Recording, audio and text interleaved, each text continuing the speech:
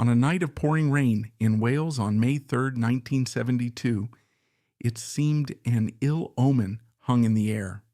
On stage, Les Harvey, one of Scotland's most talented guitarists, reached for an ungrounded microphone.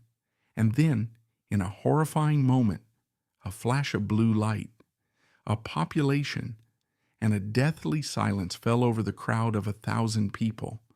But what killed him at the age of 27 was no random accident. It was the culmination of a series of dark omens and a horrific past tragedy that had haunted him for years. This is the story of a genius hunted by fate, and the horrifying moment that electricity stole his music forever. To understand Les Harvey, you must first understand the city that forged him and the family that shaped him. Glasgow, Scotland, in the years after World War II, was a city of grit and granite, a tough working-class industrial hub built on the sweat of shipbuilding and the fire of heavy engineering. The city bore the scars of the war proudly but painfully. The air was thick with the smoke from the Clydeside shipyards and the relentless noise of industry. For the children growing up in the 1940s and 50s, it was a world painted in shades of gray. The gray of the tenement buildings, the gray of the perpetually overcast sky, and the gray of a future that for many seemed preordained to be a life of hard labor, just like their fathers before them.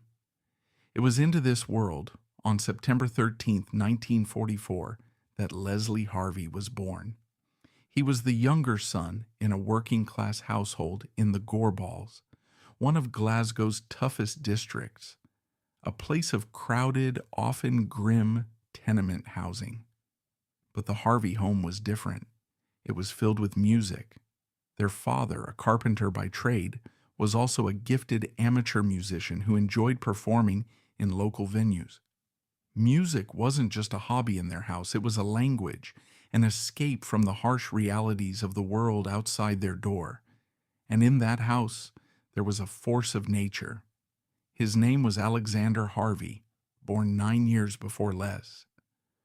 From his earliest days, Alex was a born performer, charismatic, loud, opinionated, and utterly fearless. He was a natural frontman who devoured the new American music that was beginning to trickle into the port city. While other kids were kicking footballs in the cobbled streets, Alex was listening to Hank Williams, Woody Guthrie, and the raw, early rumblings of rock and roll. He was a sun, a blazing center of attention who commanded every room he entered. From his earliest days, Les was the quiet one, the observer. He worshipped his older brother, watching him with a mixture of awe and the subtle, unspoken rivalry that defines so many sibling relationships.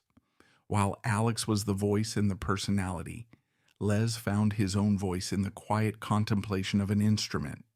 He picked up the guitar, and with Alex's record collection as his only tutor, he began to teach himself. He didn't just learn the songs, he dissected them. He would spend countless hours in his room, the needle of the record player dropping again and again on a single track, his fingers painstakingly trying to replicate the raw, earthy sounds of American bluesmen like John Lee Hooker, Muddy Waters, and B.B. King.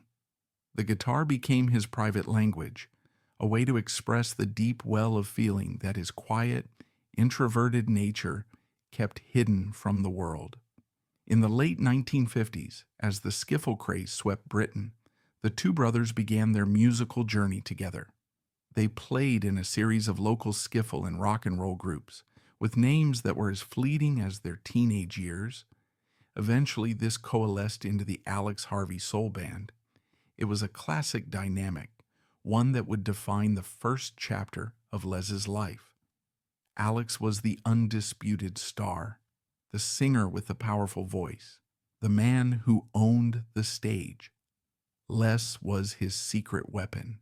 He was the stoic, prodigiously talented kid on the guitar, standing just outside the main spotlight, often literally in his brother's shadow, but providing the authentic, razor-sharp blues licks that gave the band its power and its credibility. He was an apprentice to his own brother, learning the craft of performance while honing a skill that would soon surpass almost everyone on the burgeoning Glasgow scene. In the smoky, sweat-drenched dance halls of the city, like the Denistone Palais and the Locarno, audiences came to see Alex, but musicians came to watch Les.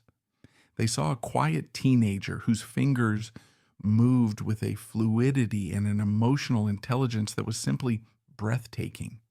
He didn't just play the notes, he understood the space between them. He could make his guitar cry with a single, perfectly bent note, or unleash a flurry of licks that were both technically dazzling and deeply soulful.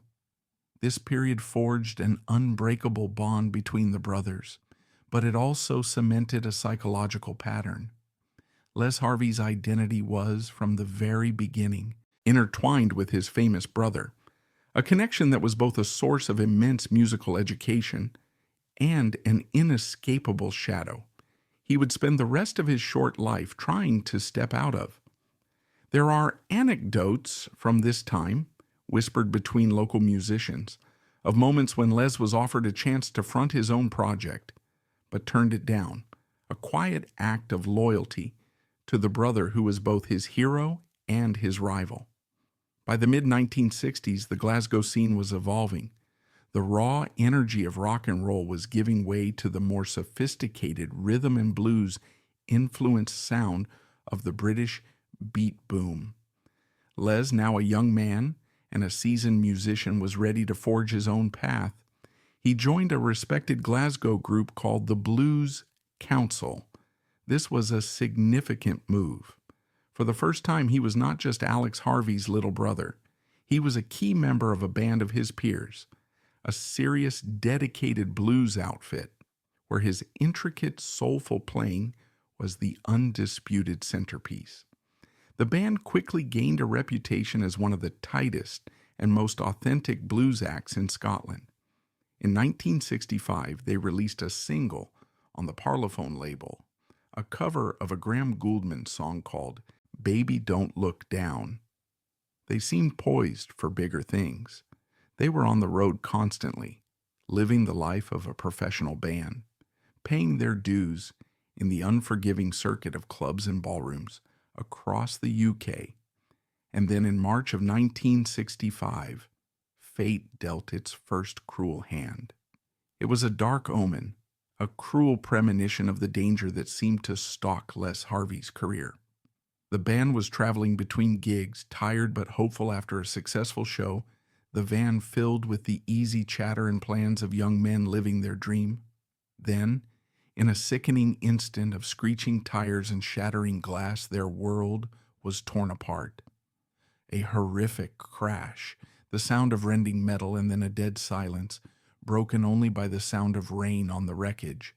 Fraser Calder, their gifted keyboard player, and James Giffen, their charismatic frontman, were killed instantly. Les Harvey survived. He woke up to a scene from a nightmare, his body bruised and broken, but the physical pain was nothing compared to the psychological horror that was descending upon him. He had walked away, but the cost was the sight of his friends, his musical brothers, lying still. For a young man of just 20, this was a brutal, soul-crushing introduction to the dark side of the rock and roll dream. The experience left him with a deep, unspoken psychological scar, what we now recognize as a profound case of survivor's guilt. He was haunted by the random cruelty of it. Why them and not him? The guilt became an unspoken passenger on his journey. In the years that followed, Les rarely, if ever, spoke of the accident, but to his closest friends the change was undeniable. His smile became more reserved, his eyes held a distant sadness. It instilled in him a quiet fatalism, a constant nagging awareness of how fragile life was. It's been said that the accident created in him a dark premonition that the stage and the road, the very things he loved, were fraught with a danger that went beyond the usual trials of a musician's life. The Blues Council, shattered by the loss and the trauma, broke up shortly after. Les retreated from the scene for a time, nursing his physical and psychological wounds. The guitar, which had once been a source of joy and ambition, now also became a kind of shield, a therapeutic tool, a place to pour his grief and find some measure of solace. His playing in this period, friends recalled, took on a deeper, more mournful quality, as if every note was freighted with loss.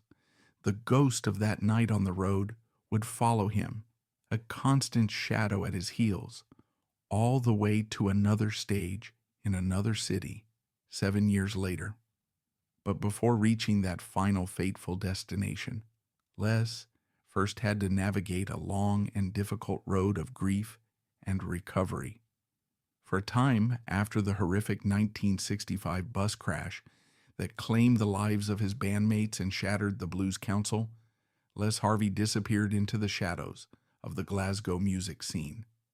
The trauma was immense, a heavy cloak of grief and guilt that would have permanently silenced a less resilient spirit. The road which had once represented freedom and opportunity was now tainted with the memory of twisted metal and a loss so sudden it defied comprehension. He was only 20 years old, yet he had already experienced a lifetime of tragedy. He retreated, nursing his wounds, both visible and invisible. The guitar, which had been his constant companion since childhood, became his therapist. In the solitude of his room, he poured his confusion and sorrow into the 6 strings, finding in the raw, expressive language of the blues a solace that words could not offer. His playing during this period, as remembered by those few who heard him in quiet jam sessions, took on a new depth, a mournful lyrical quality that spoke of a man who had stared into the abyss. But the relentless pulse of the mid-1960s music world waited for no one. While Les was healing, the cultural landscape of Britain was undergoing a seismic shift. The epicenter of popular music was moving from the gritty R&B-driven clubs of northern cities like Liverpool and Glasgow to the vibrant, experimental, and increasingly psychedelic scene of swinging London. The simple, hard-driving beat music of the early decade was being replaced by a kaleidoscope of new sounds, colors, and ideas. It was a world of Carnaby Street fashion, underground clubs like the UFO and Middle Earth, and bands that were pushing the boundaries of what rock music could be. To make it, you had to be in London. In 1967, after a period of soul-searching and playing in local bands, Les made the move. He joined a band called Cartoon, a group that perfectly encapsulated the eclectic spirit of the times. They weren't a straightforward blues band like his previous outfits. Their sound was a unique and melodic fusion of pop, folk, soul, and the whimsical psychedelia that was then in vogue. For Les, this was a new challenge. He was the band's anchor, the musician with the deep, authentic blues roots that grounded their more experimental flights of fancy. His role was to inject soul and grit into their pop sensibilities, and his tasteful, intricate guitar work gave them a musical credibility that set them apart from many of their peers. This move was a significant step up. It brought him into the orbit of the industry's biggest players. In a connection that would prove fateful, the band was signed to Atlantic Records in America and came under the management of one of the most powerful and feared men in the music business, Peter Grant. Grant was a mountain of a man, an ex-wrestler with a brilliant mind for business and an utterly ruthless approach to protecting his clients. His primary concern, his life's work at that point, was a new heavy blues band he was managing called Led Zeppelin. The association with Grant opened doors that most musicians could only dream of. In 1969, Cartoony embarked on a tour of the United States, an experience that would have been unimaginable for a kid from the Gorbals just a few years earlier. And this wasn't just any tour. Their slot was one of the most coveted in the world. They were the opening act for Led Zeppelin. Night after night, Les Harvey found himself in the eye of the hurricane. He would finish his own band set and then stand in the wings, watching Jimmy Page, Robert Plant, John Bonham, and John Paul Jones unleash a sonic assault on sold-out American arenas. This was Led Zeppelin in their raw, primal, unstoppable early days, a band at the peak of their formidable powers. For a musician as dedicated as Lee's, it was the ultimate education. He watched Page's mastery of light and shade, his command of the guitar, as both a blunt instrument and a tool of incredible subtlety. He felt the earth-shaking power of Bonham's drumming, the thunderous anchor of Jones's bass, and the shamanic wail of Plant's voice. He absorbed the sheer scale of their performance, their professionalism, and the almost terrifying power they wielded over an audience. The experience was a potent mixture of awe and ambition. He was sharing a stage with the biggest band in the world, breathing the same rarefied air. It was a confirmation that he belonged in that world, that his talent was worthy of an international stage. The tour was a grueling, character-building experience, but it solidified his reputation as a world-class player. His talent did not go unnoticed. During this period, he was invited to participate in a project that remains one of the great lost what-if stories of the era. Maurice Gibb, of the global pop phenomenon the Bee Gees, was at a creative crossroads. The Bee Gees had temporarily broken up, and Maurice, a gifted multi-instrumentalist, was keen to explore a sound that was heavier and more rock-oriented than his band's famous pop harmonies. He was putting together a solo album to be titled The Loner, and he wanted Les Harvey as his lead guitarist. It was a massive vote of confidence. A global superstar had sought out Les specifically for his unique feel and blues sensibility. They went into the studio, and the sessions were reportedly brilliant. The single, Railroad, was released and stands as a fascinating testament to what could have been. It's a fantastic driving rock song with Maurice's melodic vocals underpinned by Les's powerful, gritty guitar work. It's a tantalizing glimpse into a heavier direction the Bee Gees might have taken. However, for reasons rooted in record company politics and the eventual reconciliation of the Gibb brothers, the full album was shelved and has never been officially released. For Les, it was another frustrating near miss, another taste of major success that was snatched away at the last moment. The experience reinforced the theme of unfulfilled promise that seemed to dog his career, a feeling of being perpetually on the brink of a breakthrough that remained just out of reach. But for all the excitement of America, the proximity to rock royalty, and the validation from his peers, these were still projects where Les was, in essence, a supporting player. He was a featured guitarist, a sideman, however brilliant. He was still searching for a true musical home, a band where his own artistic vision could finally take center stage, a project where he wasn't just a hired gun, but a founding father. That home and the partner who would help him build it was waiting for him back in Scotland. When the band Cartoon disbanded in late 1969, Les returned to Glasgow. It was then that his brother Alex made perhaps the most important and lasting contribution to his younger brother's legacy. He introduced Les to a singer named Maggie Bell. Maggie Bell was a force of nature. A petite woman from the tough Maryhill district of Glasgow, she possessed a voice that was a hurricane of raw power and soulful emotion.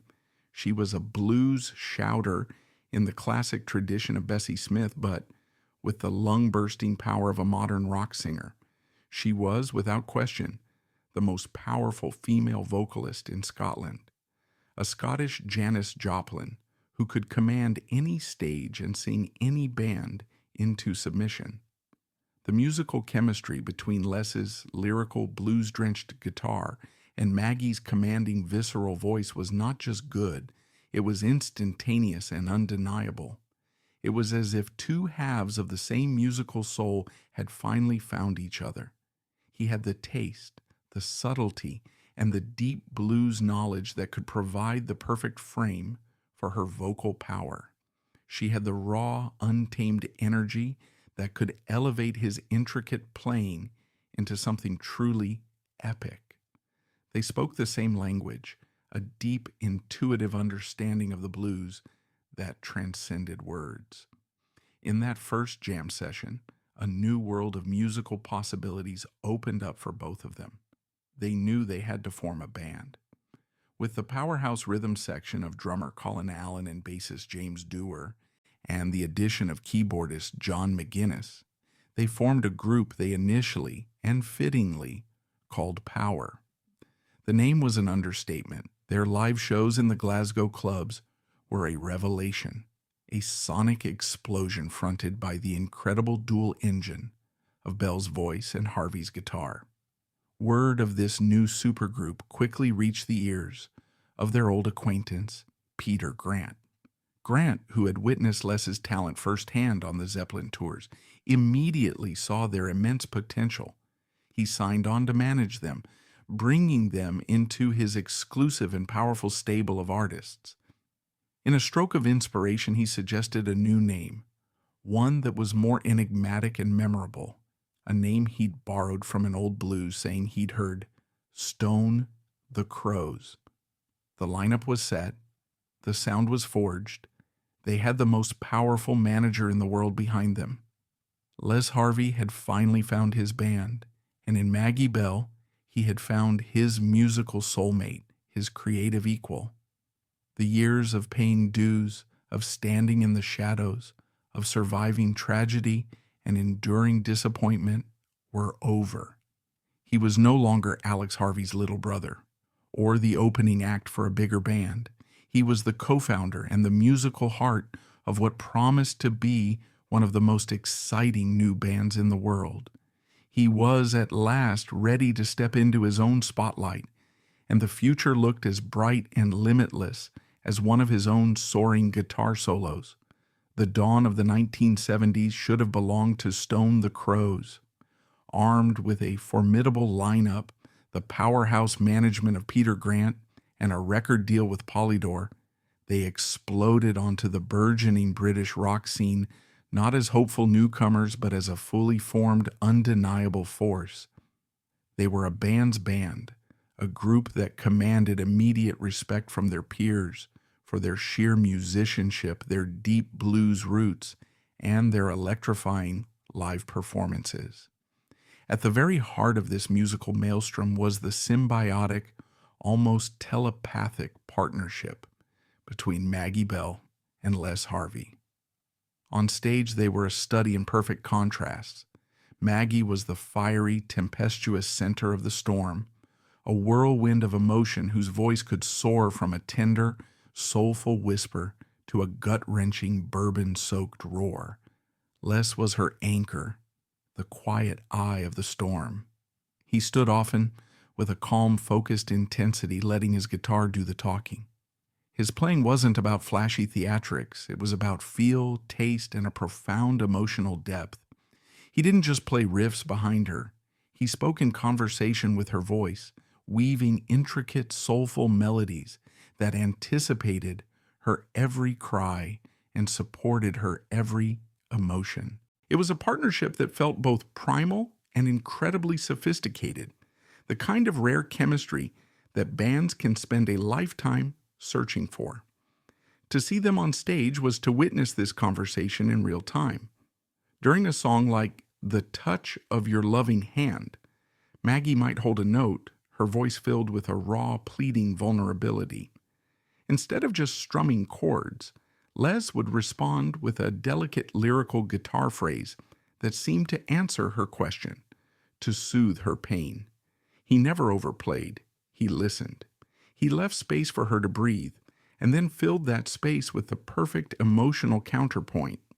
Then, as she would erupt into a full-throated roar, his guitar would rise to meet her, not competing but reinforcing her, building a wall of sound that was both aggressive and protective.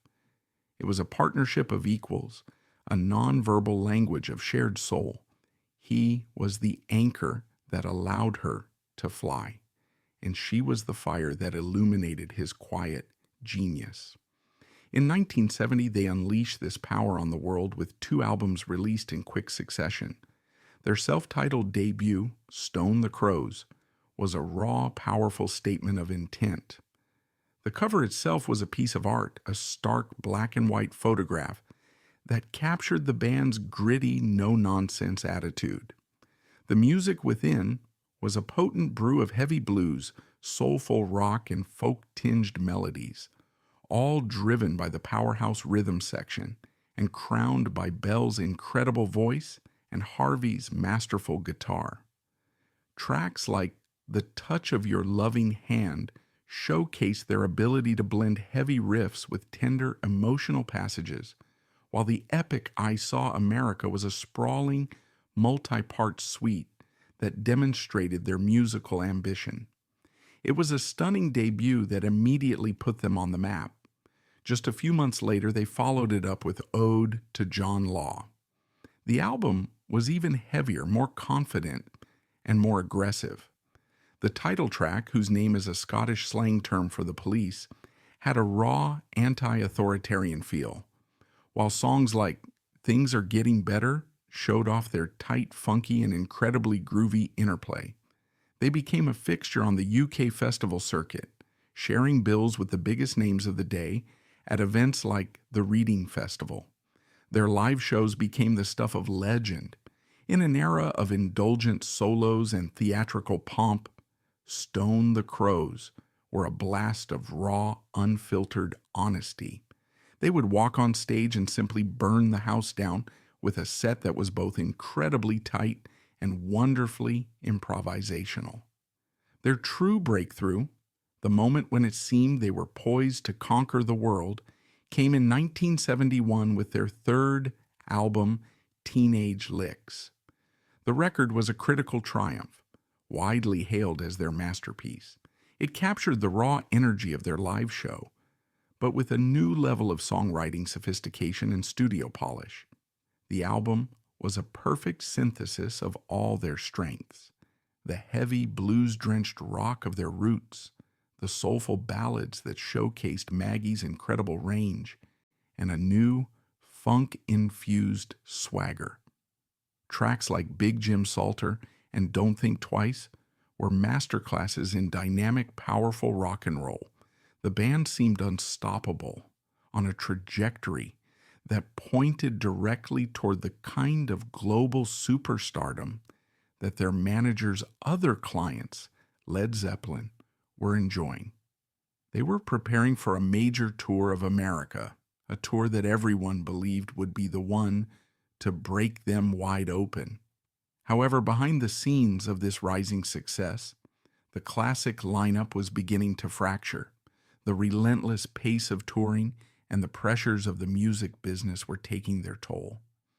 In late 1971, in a move that shocked their fan base, bassist James Dewar and keyboardist John McGuinness announced they were leaving the band. The official reasons were vague, citing musical differences, but the reality was more complex. Dewar, a gifted vocalist in his own right, was ready to step out and front his own projects, which he would later do with spectacular success in the Robin Trower Band. There were also rumored conflicts with Peter Grant's famously iron-fisted management style.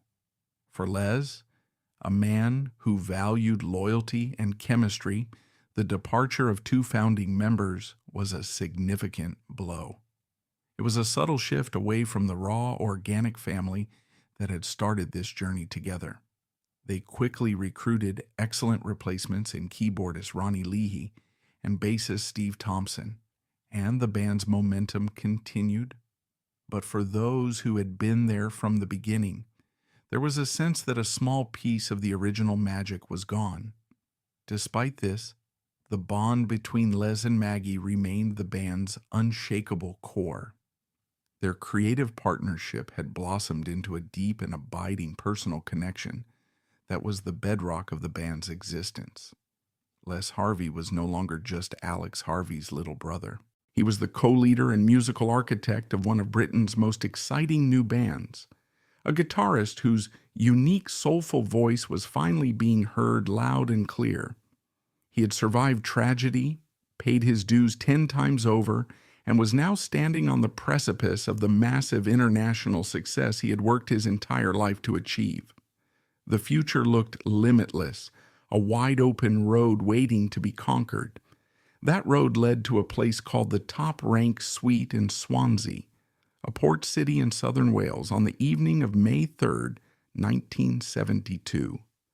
It had been raining heavily all day, a persistent, dreary Welsh drizzle that soaked everything and left the air thick with dampness. For a touring band, it was just another day at the office, loading in gear, doing a quick sound check, and preparing for the 2 hours of high-intensity performance that was their job. The stage, like many in that era, was a chaotic jumble of wires, amplifiers, and microphone stands, a technological ecosystem that was often set up in a hurry. Water and electricity are a deadly combination, but in the fast-paced world of rock and roll, such dangers were often an afterthought. Inside, the hall was heating up, packed with an expectant crowd. Stone the Crows were at the top of their game, a confident, explosive live act. As they walked out to the cheers of the packed Swansea crowd, there was no reason to think this night would be any different. They launched into their set with their trademark power, the familiar sound of Les's Gibson SG guitar cutting through the hall, weaving its intricate melodies around Maggie's soaring voice. A few songs into the set, the band was locked in, lost in the music. Les, deep in the zone, stepped up to the microphone to sing his backing vocal parts. It was an action he had performed thousands of times, as natural to him as breathing. He leaned in, his hair falling across his face. As his lips made contact with the metal mesh of the mic, a massive, invisible force slammed into him. A surge of electricity, powerful and ungrounded, shot through his body. A roadie had reportedly spilled a drink on some equipment earlier, and that, combined with the damp, rainy conditions, had turned the microphone stand into a live, lethal conductor. Eyewitnesses described a scene of pure, surreal horror. There was no loud bang, just a small, dry pop and a momentary flash of blue light. Lees was thrown backwards, his body convulsing, his beloved Gibson SG still strapped around his neck. For a split second, the other band members, caught in the adrenaline of the performance, thought it might have been a bizarre piece of showmanship. But the violent thud of his body hitting the stage floor and the dead, unnatural silence that followed was terrifying. The music stopped. Lisa's guitar went quiet, leaving a ghastly void in the air. Maggie Bell and the others rushed to his side, their faces masks of confusion turning to dawning abject horror. A doctor, who happened to be in the audience, leaped onto the stage, desperately trying to administer CPR, fighting to restart a heart that had been stopped dead by the massive electrical jolt. But it was too late. Les Harvey was pronounced dead on arrival at the hospital. The spotlight he had worked his entire life to stand in had, in the cruelest twist of fate, become his executioner. Electricity, the very force that amplified his music to the world, was the same force that had stolen it away forever. The news spread through the British music world like a shockwave. It was a tragedy so bizarre, so cruel, and so public that it seemed almost unbelievable.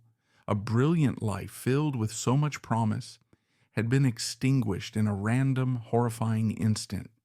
The official cause of death was clear, but the debate over responsibility and the sheer, senseless nature of the accident lingered for years. It was a brutal wake-up call to the entire music industry about the dangerous, often primitive conditions under which bands were forced to work, a tragedy that would lead to stricter safety standards for on-stage electrical equipment. For Stone the Crows, it was the end. Heartbroken and in a state of profound shock, they made a valiant attempt to carry on. It stands as the ultimate testament to Les Harvey's reputation and the massive void he left behind, that the man they first called to try and fill his shoes was a legend in his own right. Peter Green, the tortured genius who had founded Fleetwood Mac. Green, a friend and admirer, agreed to help them fulfill their upcoming tour dates. But after just a few rehearsals, even he felt that the task was impossible. He wasn't just replacing a guitarist. He was trying to fill a hole in the very soul of the band, to replicate a chemistry that was unique to Les and Maggie. It couldn't be done. The band recruited a gifted young guitarist named Jimmy McCulloch for a time, but the spirit was gone. The heart of Stone the Crows had been ripped out on that stage in Swansea. The band, once a promise of a new dawn for British rock, officially and quietly broke up in 1973. Les Harvey's legacy is not one of household fame like Hendrix or Page. He is an often overlooked tragic member of the 27 Club, and his band, Stone the Crows, remains one of rock's greatest what-if stories. His story is a quintessential rock and roll tragedy, the quiet struggle to step out of the shadow of his famous brother, Alex Harvey, a profound creative bond with Maggie Bell that was the band's very soul, and above all, a life stalked by fate, from the 1965 bus crash to the fatal electric shock of 1972. Les Harvey is a heartbreaking reminder that talent is no defense against the brutal randomness of the universe.